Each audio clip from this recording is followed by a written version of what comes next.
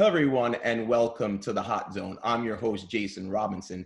And in the Hot Zone today, we have got Emerald Garner. She is the daughter of Eric Garner, who was tragically killed by the police back in 2014. We're going to speak to Emerald today about the tragic killing of George Floyd and about police brutality in the African American community. All that and more, so stay tuned because you're in the Hot Zone.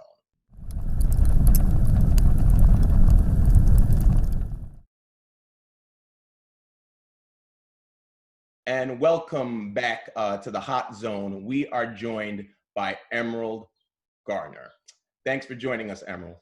Thank you for having me. How did you feel when you first saw the horrific video of the killing of George Floyd by the police? What feelings were going through you at that particular time? I didn't watch the video. As most people may know, I didn't watch my father's video until 5 years later. I didn't watch the video out of like my own personal reasons, because I know exactly how it feels to watch a loved one die. And now for me, it's 2 times harder because it's pretty much the same manner as my father. So I didn't watch the video, but I definitely watched all the, the news feed, and, you couldn't turn on your social media without seeing it, of course. And it just automatically took me back to 5 years ago, when almost 6 years, because next month it will make 6 years, of 6 years ago when my father was killed. So it just bring up so much memories and so much emotions. Do you think that this solidarity of all these different moments of silences is showing that the community and the nation is coming together to finally, hopefully, recognize Black Lives Matter? I think that we've always showed solidarity for Black lives. It's the police that never showed any sympathy or empathy for Black lives. And that's why they continue to kill people, and we continue to die at the hands of police. This is a different time, or it almost feels a little bit different back from, unfortunately and tragically, when your father died until George Floyd. Do you feel like there is a difference that's happening now? It seems like everyone is coming together, and it feels like there's a little bit of a change now where people are hopefully starting to feel like there's a change, or they're maybe understanding more that Black lives really matter. Do you feel like there's a change that's happening now? I think we're taking a step in the right direction. True change for me would be changing the laws, changing the policies, changing the way that police are trained, changing the way that they are hired, changing the way that they conduct themselves in Black and brown communities. I think that's where we've come, because the mayor out there, in Minneapolis, he fired the officers right away. And I was told in New York by the mayor that he couldn't do anything, and that he had to wait. He had to wait, and he had to wait. And ultimately we waited 5 years. And although Pennsylvania was fired, 5 years was too long. 5 years too long, and he didn't face a conviction. So it's not enough. And I don't feel like my family received justice, but I feel like George Floyd's family deserves justice in any way possible. And those cops need to go to jail for murder, not for standing by, not for anything else other than murder, because that's exactly what it was. Let's talk a little bit about the protesters and the rioters and the looters. Obviously, these are 2 separate groups, right? One is protesting, obviously, for justice. The other group, they have their own agenda. Speak to me about your thoughts on the agendas of both groups. I can't help but think that if the Eric Garner law was in effect, that George Floyd would still be here today, and there would be no reason for people to be out in the streets. I don't agree with looting and rioting, but I want people to focus on the bigger picture here. The bigger picture is the police. The bigger picture is changing the policies, changing the laws, changing how police interact with the community. That is where the focus needs to be. I appreciate everybody, and I've been saying that it's a shame that Black people have to risk their lives to save their lives. We're in a national pandemic. Coronavirus has killed more Black people than it's killed any other race at all since this whole pandemic started.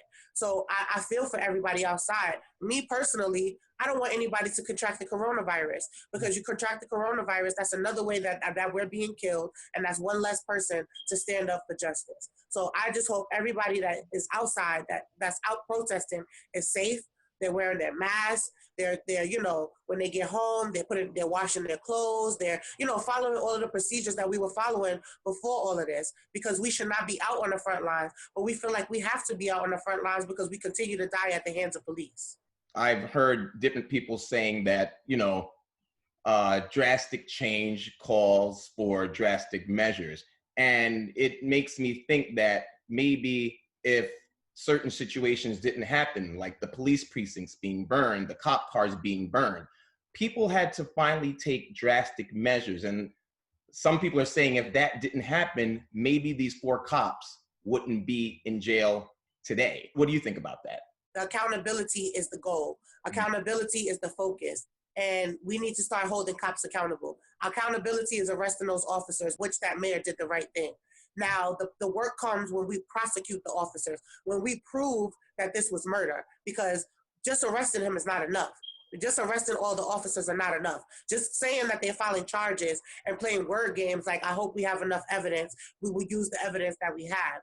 And that's the same thing that they said 5 years ago. I don't want people to get distracted. Don't get distracted by the looters and the rioters, and don't get distracted by the protesters. The protesters are going to be out there regardless. Don't get distracted. The mission is to change the laws. The mission is to make a change in this world. America was built on the backs of Black people, and we got to take it back. And that's just the bottom line. Enough is enough. Absolutely. I agree with you 100%. Now, for you personally, how have you and your family been healing? I mean, your father, Eric Garner, passed away back in 2014. How have you guys been healing on a personal level? With my father's death, and then right after my father, my sister passed away at 27 from a massive heart attack.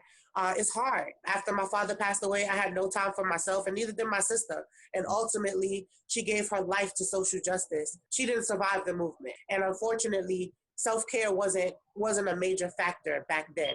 It was all about getting the story out, going and talking about it, being outside protesting. While she was sick, I saw the demise, and I saw the decline in her health and her not taking care of herself. And that is what broke my heart and made me kind of disconnect in a way, and focus on taking care of her 2 children. I have 3 kids now. I have my own daughter, and then I have my sister's 2 children. So it's all about self-care. I have to make sure that I'm well, because if I'm not here, what's going to happen to her children? What's going to happen to my child? All they have is me. My mom, she's disabled. She's devastated.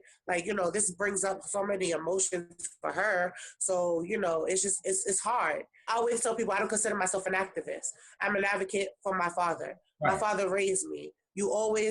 I say, you could know people by the children that they raise. Have a conversation with someone's child, and you will know how they raised that child. And my father raised me to be empathetic. He raised me to not take no bull crap from nobody, to stand up for myself and to advocate for myself. If I could give the Floyd family one piece of advice, it would be to take time to mourn for your loved one. Because if this did not happen on national TV, you would get that time to mourn for your loved one.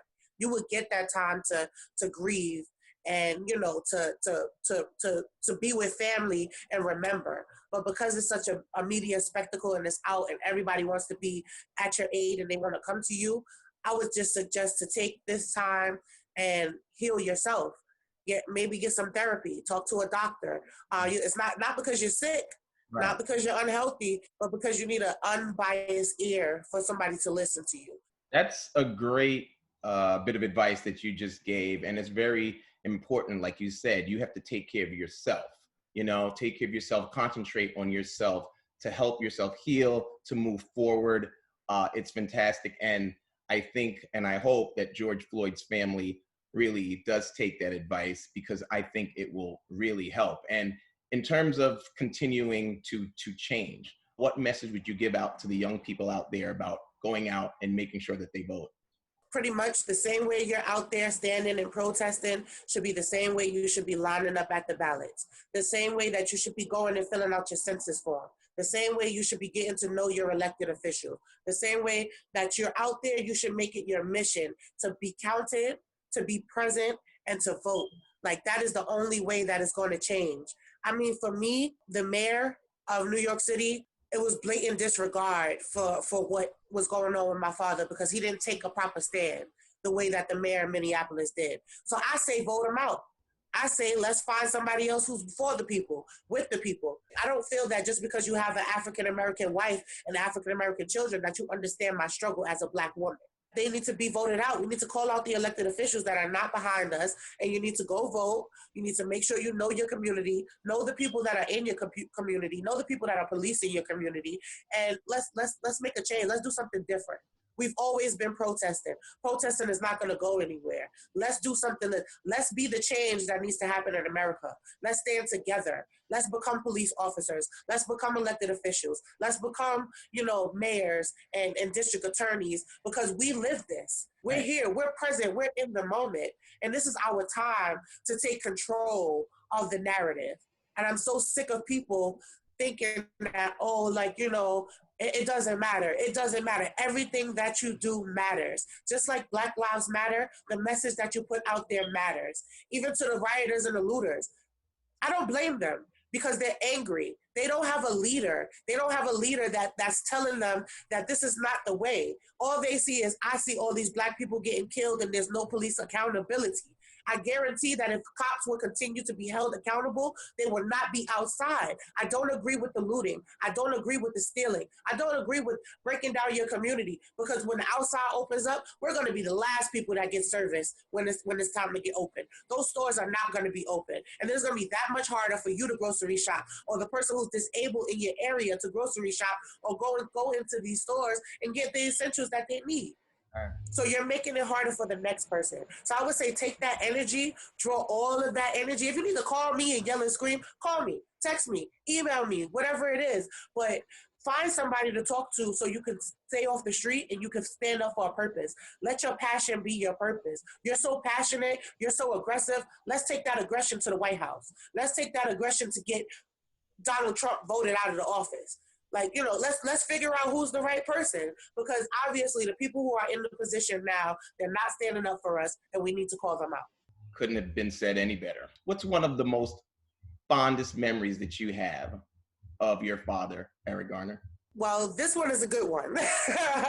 One time we were in the house and we were in Staten Island. I was already living in Harlem, but I went for a visit and my dad was listening to music in the living room and my mom was in the room. So he was listening to the KRS song Gangsta Lean.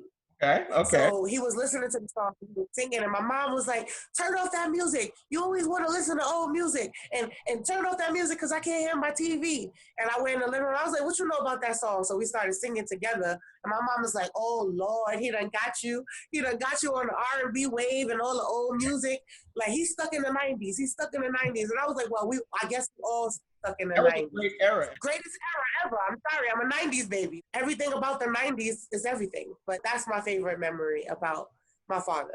Thank you, Emerald, for joining us in the Hot Zone this week. I wish you and all of your family continued healing, health, and happiness.